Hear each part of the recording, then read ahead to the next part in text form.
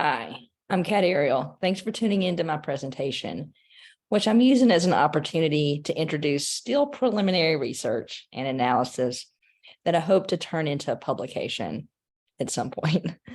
So here it goes. Just Hair Do It, How Hair Explains the Intersectional Politics of the WNBA. In 1998, when introduced as the inaugural head coach and general manager of the WNBA's latest expansion team, the Detroit Shock, Nancy Lieberman announced, "I have certain expectations of a player. I expect them to be a professional, to report in shape, and to play hard. Those are the things they can do. My job is to make them better. I'm not going to have patients with drinking problems, drugs, or green hair. Although Dennis Rodman is a friend of mine, but we understand our roles." A women's basketball legend since she followed up her days hooping against men on the playgrounds of New York City by becoming a collegiate star at Old Dominion in the late 1970s and early 1980s, Lieberman invoked hairstyle to communicate that her team would be composed of the right kind of players. Players that Detroit, presumably white suburban Detroit, could be proud of. She grouped a seemingly innocuous aesthetic choice, green hair, with potentially problematic behaviors, drinking and drug use. And although Lieberman noted that Rodman, then seen as the ultimate NBA bad boy, was a friend, she still chose him, a Black man, to embody actions considered the antithesis of professionalism. Throughout U.S. history, dominant American culture has constructed and construed Black manhood as the absolute opposite of white womanhood. A reflection of the persistence and pervasiveness of this ideology, Lieberman employed hairstyle as part of her effort to signal that the Shock would embody the values and characteristics of white heterosexual womanhood. Unlike Rodman or other Black male athletes, she and her team would understand our roles. As understood by Lieberman and much of women's basketball culture, hairstyle was not, in fact, an innocuous aesthetic choice when it came to playing their role. It instead was loaded with raced, gendered, and sexed meanings. Sports studies scholar Jamie Schultz theorizes the politics of the ponytail, noting that hairstyle is more than a utilitarian hairdo. It is both product and producer of gendered ideologies. It conveys significant understandings and expectations about the girl or woman to whom it is attached, and by extension, to others who participate in sport and physical culture. As Lieberman's comments indicate, hairstyles beyond the ponytail have been read in ways that work to police the boundaries of appropriate women's athleticism. Her assertions introduce how an investment in white, heteronormative, feminine athleticism proved particularly potent during efforts to establish and entrench the WNBA as a professional sports league. Sports studies scholar Mary McDonald has recognized this strategy, highlighting the centrality of heterosexual whiteness to the league's marketing approach through the promotion of the good white girl construct. By combining and building on the arguments of McDonald and Schultz, this presentation will analyze popular commentary about the hairstyles of the early WNBA's two tentpole stars, Rebecca Lobo and Lisa Leslie, to illuminate how the sport, or more specifically, efforts to sell the sport, have been organized around white heteronormative feminine athleticism. Examining how the hairstyle choices of Lobo and Leslie were depicted and described allows for an intersectional analysis of how perceptions and realities of race, gender, and sexuality combine to shape the popular presentation of the sport. WNBA stakeholders, supporters, and media frequently used hair to signal which athletes did and did not embody implicitly white athletic femininity. Hair worked as a visible reminder of who was inside or outside the boundaries of appropriateness, and therefore able or unable to adhere to racialized, gendered, and sexualized expectations.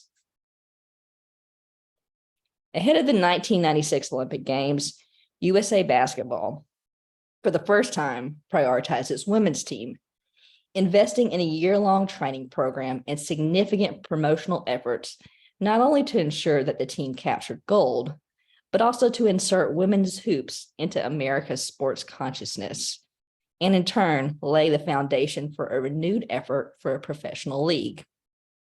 The plan proved a resounding success, with the American women winning gold in dominating fashion in Atlanta before two professional leagues would emerge: the ABL in the fall of '96 and the WNBA in the summer of '97.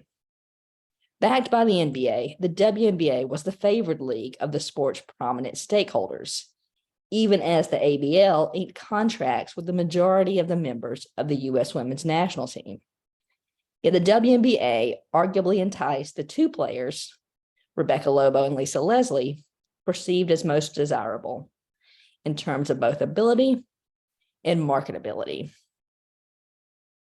Leslie, a native of Southern California who played at USC from 1990 to 1994, led Team USA in scoring in Olympic competition and scored a game-high 29 points in the gold medal victory over Brazil, cementing her status as the present and future star of U.S. women's basketball. She also possessed off-court appeal, as the 6'5" Leslie was an aspiring fashion model who exuded elegance. Unlike Leslie, Lobo had little on-court impact during Team USA's gold medal run. Off the court, however, she was ever present. In 1995, Lobo led UConn to a first national title, capturing the hearts of the hoops world along the way. From middle-class suburban Massachusetts, Lobo was the archetypal all-American girl next door, or the epitome of the good white girl construct. Together, Leslie and Lobo offered opposing, yet complementary images of a woman basketball player. Leslie was an icon of Black athletic femininity, Lobo the avatar of middle-class white feminine athleticism. How they styled their hair proved central to communicating these race, gendered, and sex meanings, and in turn, drawing the race, gendered, and sex boundaries that would organize the WNBA and construct the ideal WNBA player. Since her days at UConn, Lobo's signature French braid was referenced in celebrations of her, invoked to amplify her status as the good white girl.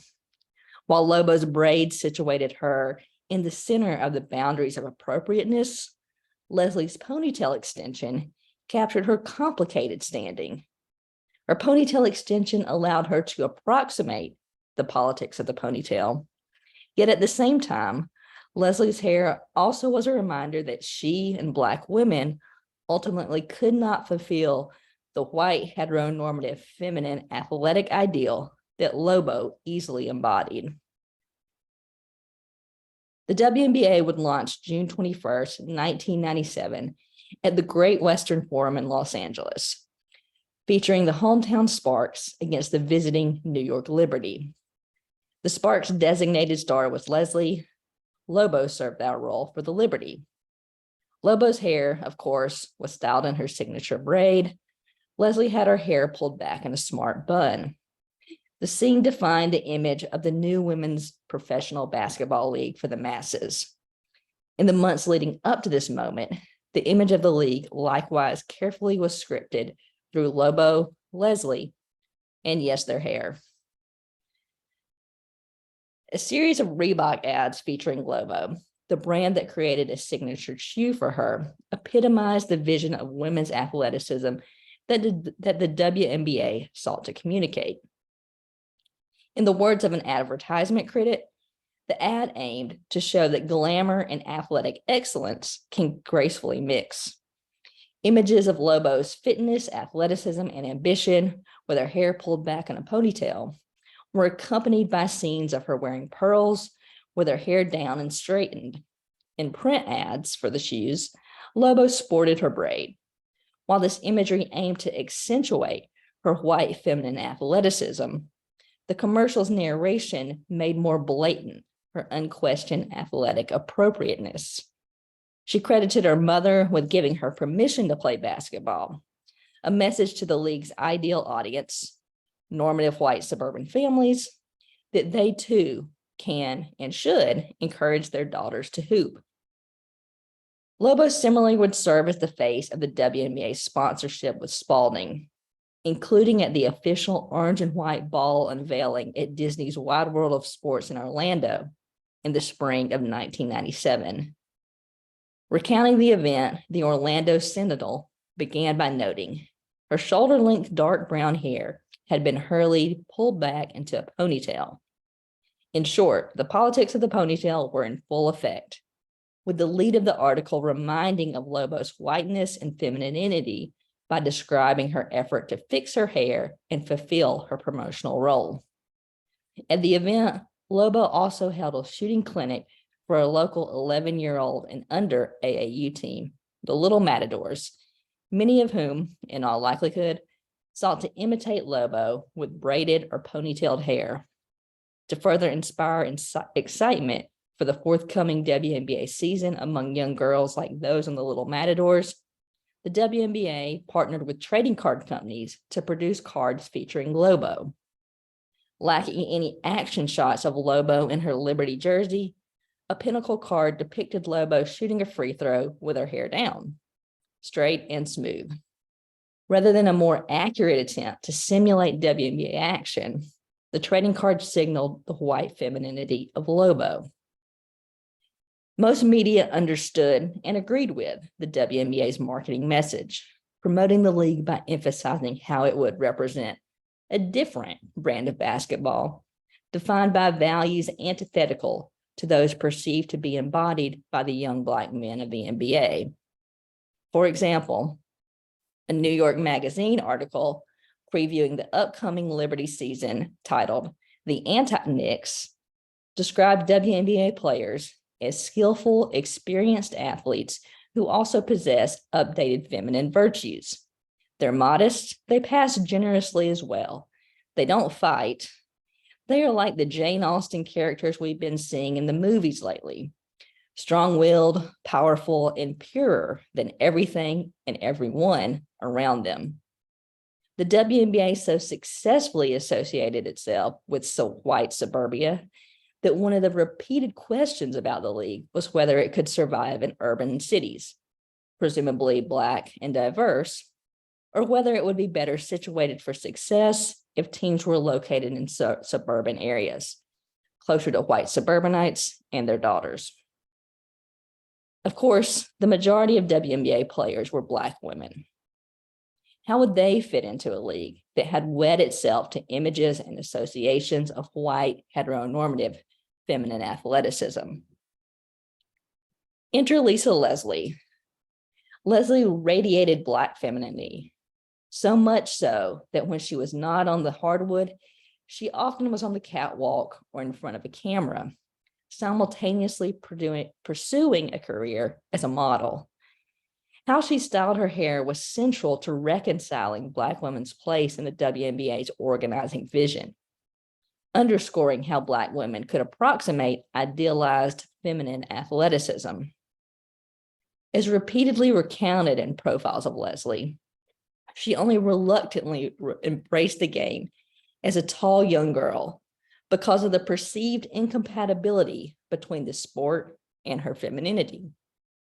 In particular, playing basketball was a problem because it messed up her hair. Leslie would recall, "We used to have a man who came once a week and did our hair at our house. My aunt would get so upset with me. I'd get my hair done, then I'd go play basketball. When I came back, my hair was all wet and smashed in my face. I'd have to get my hair done again." Basketball, a game associated with Blackness, disrupted the expectation that Leslie, whose working class Black family believed in the politics of respectability, would perform what was widely considered ideal middle-class Black womanhood with unnatural relaxed hair. Leslie would further relate, "I had to make a choice. Do I want to be pretty and keep my hair all nice, or do I want to play basketball? Pretty soon, I started saying that I didn't want to get my hair done. I wanted to play basketball. Yet Leslie would realize that she did not have to make a choice, finding and performing the compatibility between her athleticism and femininity. Ahead of the 1996 Olympics, the San Diego Union Tribune would introduce Leslie to Southern Californians through the description. She is wearing a short skirt and a plastic black coat tied at the waist and a scarf, and the purse matches the outfit. The hair is pulled back immaculately. The makeup is impeccable. The 3-inch heels make her 6'8".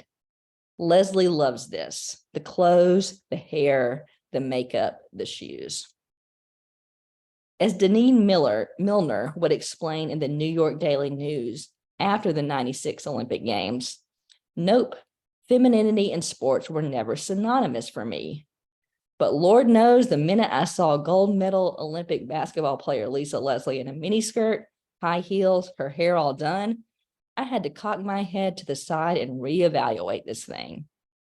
A Lifetime documentary introducing Leslie and Team USA to a woman-centric audience sought to elicit a similar reaction, as it included footage of Leslie wearing a skirt that was short and heels that were high. It's funny how people say, you guys don't look like a basketball team. I would say, well, what does a basketball team look like?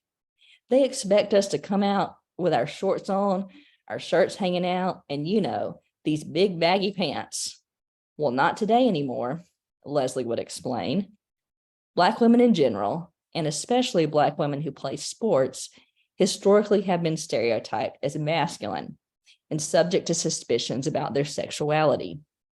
As Leslie alluded to, Black women basketball players were assumed to wear the big, baggy athletic clothing associated with Black masculinity and lesbianism.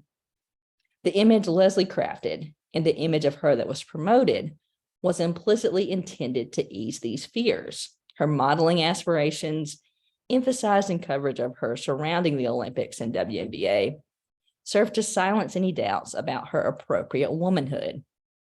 My femininity comes out naturally, Leslie would further assert, suggesting that even when I play, I might fix my hair a little bit or have lipstick on. She also insisted that modeling came naturally to her, as she once said, I'm interested in modeling, I guess, because it's easy. You just stand there and look pretty and you don't have to sweat. Her comment also indicates how she still understood sweating, the bodily function that kept messing up her freshly done hair as a young girl, as antithetical to being feminine. Sweating, and in turn risking messing up her hair, was the reluctant price she paid for playing basketball. If she could hoop without the hassles, she would. As the Atlanta Journal-Constitution would put it, she was the new age female athlete.